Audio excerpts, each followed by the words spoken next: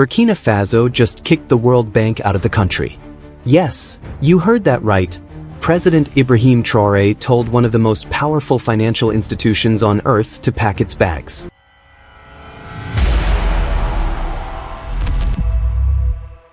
Traoré stood at a podium in Ouagadougou and, without a hint of hesitation, declared the World Bank was no longer welcome. Just like that, a small West African country shook the foundations of global finance. The reaction? Shock in Washington, panic in Paris, and inside the World Bank itself, leaks describing the move as a threat to its influence in Africa. For decades, the bank has pitched itself as a partner, offering loans and development packages. But for many in the global south, those loans came with strings: privatization, austerity, and debt that never ends. So when Traoré cut ties, it wasn't just about money. It was about sovereignty. In Ouagadougou, the streets filled with celebrations. People waved flags, chanting "No more chains." One market vendor put it simply, "We may eat little today, but it will be ours." This is why the move is so explosive. For years, Burkina Faso and other African nations were told progress meant following the World Bank's playbook. But the reality was dependency. Now Traoré is openly rejecting that model and pointing to African-led solutions, regional banks, local projects, and investment without Western conditions. The West calls it reckless. But for many Africans, it feels like dignity. And here's the real danger for the World Bank. If Burkina Faso survives this, and maybe even thrives, others might follow. Suddenly, the grip of these global institutions doesn't look so unshakable. So the question isn't just what happens to Burkina Faso. It's whether this sparks a broader shift. Is Africa finally ready to walk away from institutions designed decades ago to keep it in line? In the West, shock quickly turned to fear. Economists warned of collapse. Stock markets jittered. The real panic? If Burkina Faso survives this move, the World Bank's authority over developing nations could be seriously weakened, and others might follow. For Washington, the nightmare is a domino effect across Africa, eroding decades of strategic influence. In Paris, officials saw it as another sign of their fading presence in the Sahel. Back home, it was a celebration. Bonfires lit villages. Musicians wrote songs praising Traoré. Intellectuals declared history had turned a corner. One young woman summed it up: "For once, we are not waiting for permission. We are living free." To outsiders, it looked like madness. A small, landlocked nation pushing away one of the most powerful development lenders in the world? But Traoré wasn't acting on impulse. He understood the deeper problem: decades of dependency baked into Africa's financial system. The World Bank's loans came with conditionalities: privatize state enterprises, cut subsidies, reduce spending. Framed as reforms, they gutted industries, left farmers exposed to global shocks, and turned governments into debt administrators. Burkina Faso experienced this firsthand. By the early 2000s, structural adjustment programs had opened markets to foreign goods, privatized utilities, and slashed investments in education. Debt repayment soon consumed more of the budget than healthcare or schools. Generations were conditioned to believe development was always one loan away. Traoré saw through the facade. If loans could make us rich, Africa would already be the richest continent, he told advisors. He knew real change meant building alternatives first. Step 1. Financial sovereignty. He strengthened central bank reserves and launched a national development fund funded by businesses, diaspora remittances, and citizens. 1 franc saved at home, he said, is worth 10 borrowed abroad. Ordinary people contributed, proud to finance infrastructure without foreign strings. Step 2. Regional solidarity. Burkina Faso couldn't stand alone. Traoré quietly coordinated with Mali and Niger to pool revenues and create a Sahel investment bank, controlled entirely by Africans. The goal: fund roads, energy, and agriculture without waiting for permission from Washington or Brussels. By the time the alliance went public, the groundwork was already set, and the world was watching. The third step in Traoré's plan? Diversifying partnerships. He knew Burkina Faso couldn't survive on its own, or swap one dependency for another. So he built ties with China for infrastructure, Turkey for manufacturing, Russia for energy, but carefully, ensuring no single partner could dominate. "We are not leaving one cage to enter another," he said. "We are breaking the cage itself." Step 4. Human capital. Traore poured resources into vocational schools, tech hubs, and agricultural colleges. He incentivized diaspora engineers and doctors to return. Slowly, a new generation emerged, ready to build their own future instead of waiting on foreign consultants. By the time he expelled the World Bank, Burkina Faso wasn't stepping into the unknown. It was stepping onto a path he had meticulously prepared.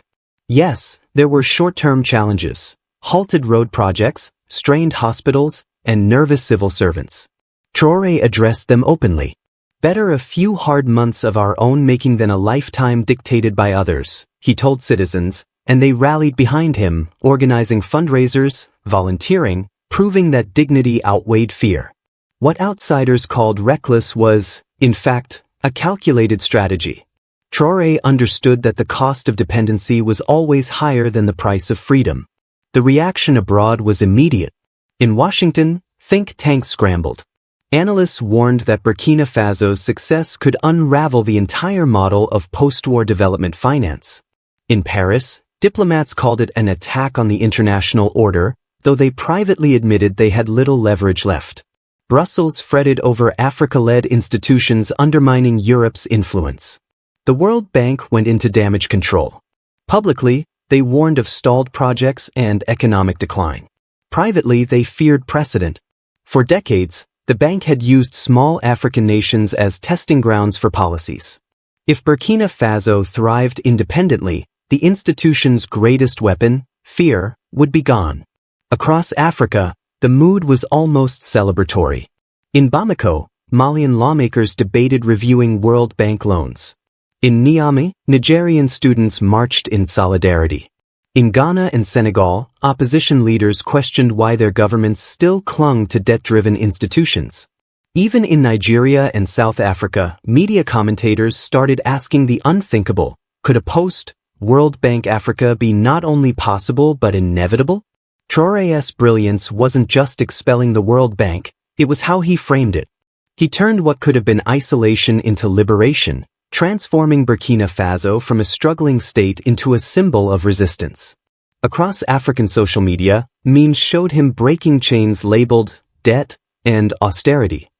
Hashtag no more loans trended worldwide, and suddenly ordinary Africans grasped the stakes: dignity. The Western backlash was predictable but divided.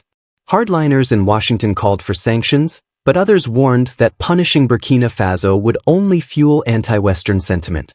In Europe, some leaders considered bypassing Traore by working through civil society, but his domestic popularity and grassroots networks made any attempt risky. What truly scared the West wasn't the economy, it was the example. If one of the poorest nations could defy the World Bank, what excuse did richer African countries have to stay silent? "We cannot underestimate Ouagadougou," a leaked U.S. official remark read. "This is about the whole continent watching." Traore stayed calm. While Western media painted him as reckless, he hosted delegations from Mali, Niger, and Guinea, sharing his strategies for domestic development funds and tech hubs. He spoke not as a president of one nation, but as a continental statesman. "When one nation breaks the chains," he declared, "it weakens the whole system of bondage. Africa will no longer kneel." The divide between Western panic and African pride widened. Editorials warned of collapse, while African youth hailed him as a hero. One thing became clear: the old order was cracking. The World Bank's aura of inevitability had been pierced. Threats couldn't erase the fact that Traore had done the unthinkable and survived. Within weeks, he convened a Sahel summit and unveiled his boldest plan: an African Development Compact, built, funded, and accountable entirely to Africans. His message was simple: Africa is rich, but its wealth has long been trapped in a system of dependency. Gold, oil, cobalt, fertile land, enough to finance its own future. "They tell us we are poor," he said, voice rising, "but the poverty we suffer is the poverty of chains. Today, we are breaking them." Traore's African Development Compact was bold: maybe even radical. Member nations would commit a portion of their tax revenues to a shared development fund. No World Bank-style conditions, no forced privatizations. Priorities would be set collectively: infrastructure, agriculture, energy, education, industry. Oversight? Citizen councils, making sure money served the people, not political elites. And loans and investments? All in African currencies, a direct challenge to the old colonial financial systems. Western critics scoffed, calling it utopian. Inside Africa, it electrified audiences. Mali and Niger pledged support, Guinea and Chad showed interest, and in Kenya and South Africa, even establishment politicians admitted Traore's vision deserved attention. For the first time in decades, Africans weren't just resisting, they were creating. Traore didn't stop at finance. He linked the compact to industrialization and self-sufficiency, add value to resources before exporting, invest in solar and hydropower, and build domestic industries. Burkina Faso itself became a proof of concept, with community-run solar grids, rice processing plants, and textile cooperatives. The message was always the same: dignity. The world expects us to kneel, he told the summit. But Africa was never meant to kneel. We were meant to stand tall. The symbolism resonated far beyond Africa. Latin American nations saw a rebel challenging the old order. In Asia, leaders quietly admired the move. And across the African diaspora, communities hailed Burkina Faso as reclaiming its destiny. Of course, challenges remained. World Bank withdrawal meant short-term disruptions, stalled projects, and strained budgets. But Traore framed it as growing pains. Independence was never free, he reminded citizens. Economic independence is no different. And it worked. Ordinary Burkinabe began seeing themselves not as victims of austerity, but as pioneers of a new era. The West tried to isolate Burkina Faso, but it didn't work. Sanctions were discussed but never fully imposed, as European businesses lobbied quietly to stay connected to a resource-rich region. In the US, hawks pushed for pressure while pragmatists urged engagement.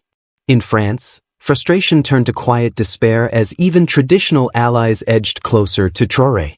The old order wasn't collapsing in a dramatic crash, it was quietly losing credibility. Then the first projects funded by the African Development Compact went live. A solar farm in Niamey, a cross-border railway linking Ouagadougou to Bamako. This wasn't theory or protest. This was construction, progress, and tangible reality. It all traced back to the day Traore told the World Bank to leave. At the Ouagadougou summit, he made it clear what this moment meant. They said we could not survive without them, he told the crowd. But look at us now. We are not only surviving, we are building. We are not begging. We are creating. And when future generations ask how Africa began its renaissance, they will say it began the day we stopped waiting for permission. Applause erupted. Across Africa, millions watching on screens felt a pride many hadn't known in their lifetimes. The expulsion of the World Bank was no longer just defiance, it was the birth of a new order. For Traore, it cemented his place as a symbol of Africa's awakening. And for the world, it sent a clear message: the age of dependency is ending. Africa is rising, and this time on its own terms.